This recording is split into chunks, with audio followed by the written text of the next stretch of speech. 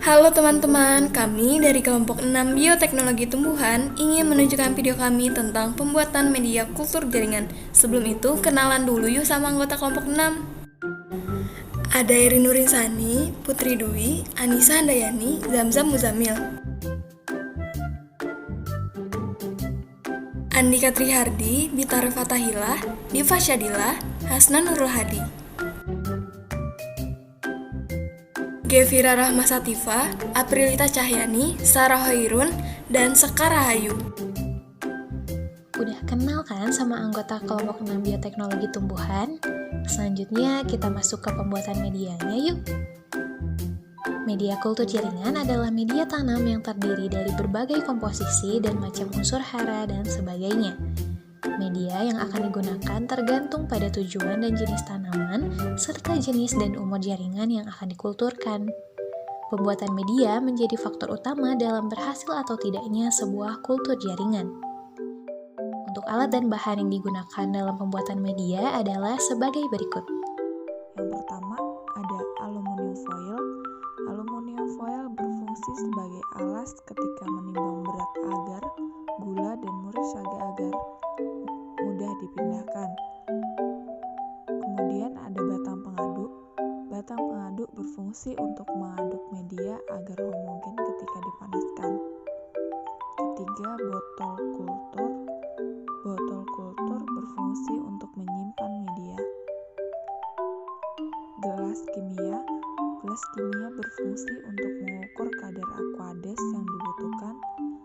Kemudian ada gelas ukur. Gelas ukur berfungsi untuk mengukur volume larutan media yang akan dimasukkan ke dalam botol kultur jaringan. Kemudian ada heater.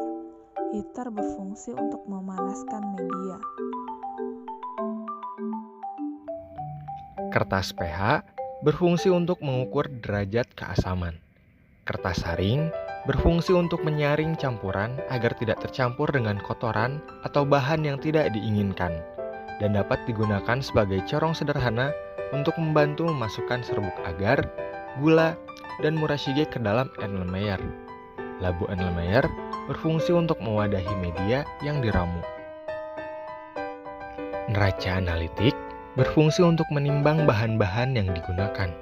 Spatula berfungsi untuk mengambil bahan yang akan ditimbang di neraca analitik. Dan magnetic stirrer berfungsi untuk mengaduk bahan agar tercampur menjadi homogen. Selanjutnya adalah bahan-bahan yang diperlukan. Yang pertama adalah agar swallow sebagai bahan pemadat larutan yang paling sering digunakan. Berperan dalam pengerasan media dengan menambah viskositas media agar eksplan dapat berdiri di atas media. Konsentrasi agar yang tepat dapat memberikan kontak eksplan media yang baik untuk memperlancar penyerapan unsur hara.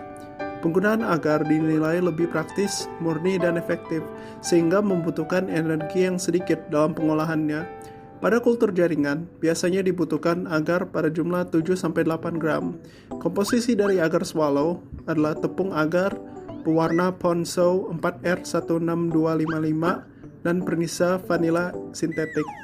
Yang kedua adalah Aquades sebagai bahan pelarut campuran. Aquades merupakan hasil dari proses destilasi atau penyulingan. Aquades juga disebut sebagai air murni karena tidak mengandung mineral. Aquades berfungsi menjadi pelarut bahan-bahan kimia yang digunakan. Hal tersebut dikarenakan Aquades merupakan pelarut universal serta bahan-bahan yang digunakan berupa serbuk yang cocok untuk larut dengan Aquades. Berikutnya, gula pasir berfungsi sebagai sumber karbon dan regulator osmotik pada media kultur. Gula merupakan sukrosa umum yang paling sering digunakan untuk media kultur. Umumnya, konsentrasi kadar dari gula yang efektif digunakan berukuran 2-4% dari volume larutan. Perubahan konsentrasi dapat mengakibatkan perubahan energi potensial osmotik pada organ kultur. Apabila konsentrasi gula semakin tinggi, maka nilai potensial eksplan akan semakin menurun, sehingga tumbuhan akan terkikang dan berpotensi menurunkan laju pertumbuhan eksplan. Berikutnya, media murasik dan skop berfungsi sebagai bahan utama medium dan berperan sebagai medium yang memiliki kandungan vitamin sebagai tambahan pada kultur in vitro.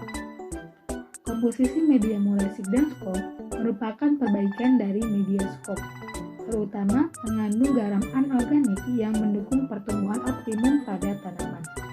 Media ini menjadi media yang umum digunakan dalam kultur jaringan. Menurut Yuliadi 2010, terdapat 5 kandungan bahan yang memiliki jumlah terbesar yang dimiliki media molesik dan skop, yaitu NH4NO3, KNO3, CaCl2, KH2PO4, dan MgSO4. Pembuatan larutan stok. Prosedurnya yang pertama, menimbang bahan-bahan kimia mikronutrien dengan timbangan analitik. Bahan-bahannya yaitu 2230 mg NNO4H2O, 860 mg ZnSO4 4H2O, 620 mg H2BO3, 83 mg Kj, 25 mg NaM4 2H2O, 2,5 mg CuSO4 5H2O, dan 2,5 mg CoCl2 6H2O. Yang kedua, memasukkan secara satu persatu bahan-bahan yang sudah ditimbang ke dalam gelas Erlenmeyer 500 ml yang telah berisi air suling sebanyak 300 ml. Bahan yang sudah dimasukkan harus segera dilarutkan dengan cara menggoyangkan botol Erlenmeyer secara memutar. Bahan yang dimasukkan tidak boleh bersamaan karena akan terbentuk endapan. Apabila terdapat bahan yang sulit larut, dapat dibantu dengan menggunakan magnetic stir. Ketiga, menambahkan air suling pada larutan yang sudah jadi sampai 500 ml. Keempat, tutup botol dengan rapat. Kelima, botol diberi label dengan nama makronutrien 100 kali 5 ml per liter. Cara pembuatan larutan zat pengatur tumbuh. Zat pengatur tumbuh biasanya dibutuhkan sedikit. Biasanya dibuat dengan kepekaan 1-10 mg per mililiter. Cara membuat larutan stok IAA, NAA, dan IBA sebanyak 100 ml dengan dosis 1000 ppm, yaitu pertama, timbang bahan sebanyak 100 mg dan tuangkan setiap bahan ke labu Erlenmeyer 100 ml yang berisi air suling kira-kira 70 ml. Teteskan sedikit larutan KOH1N dengan hati-hati sambil diaduk sampai larutan jernih. Pindahkan larutan tersebut ke dalam labu takar 100 ml dan ditambahkan air suling sampai volume menjadi 100 ml. Pindahkan larutan ke dalam wadah stok, kemudian tutup rapat-rapat dan diberi label. Labelnya sendiri yaitu label IAA 1 mg per mililiter, NAA 1 mg per mililiter, dan IBA 1 mg per mililiter. Simpan dalam lemari es.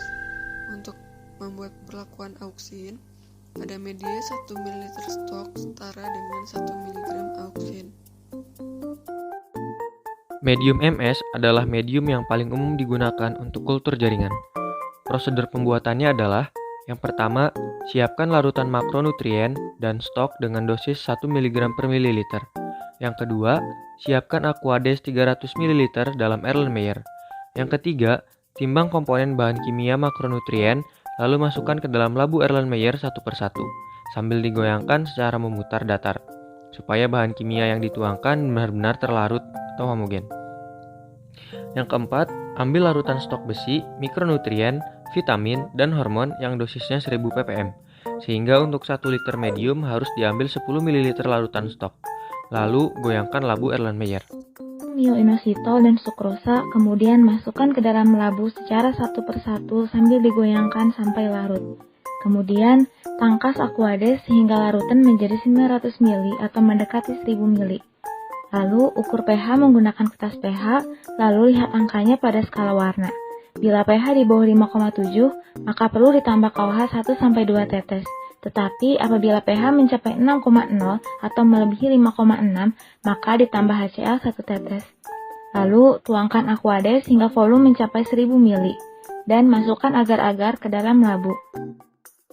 Panaskan labu Erlenmeyer di atas heater sambil diaduk dengan menggunakan batang pengaduk sampai mendidih dan agar-agar larut semua. Kemudian tuangkan larutan sebanyak 5-10 ml per botol medium. Lalu tutup rapat-rapat botol medium dengan menggunakan aluminium foil. Masukkan botol medium ke dalam autoclave dan disterilisasi dengan suhu 120 derajat Celcius, tekanan 1,5 kg per cm selama 15-20 menit. Jika sudah disterilisasi, simpan botol medium di tempat yang sejuk. Media kultur jaringan merupakan salah satu faktor penentu keberhasilan dalam perbanyakan tanaman secara in vitro. Berbagai komposisi media kultur telah diformulasikan untuk mengoptimalkan pertumbuhan dan perkembangan tanaman yang dikulturkan. Begitu juga zat pengatur tumbuh yang berperan penting dalam mengatur kecepatan pertumbuhan dari masing-masing jaringan dan mengintegrasikan bagian-bagian tersebut guna menghasilkan bentuk yang kita kenal sebagai tanaman.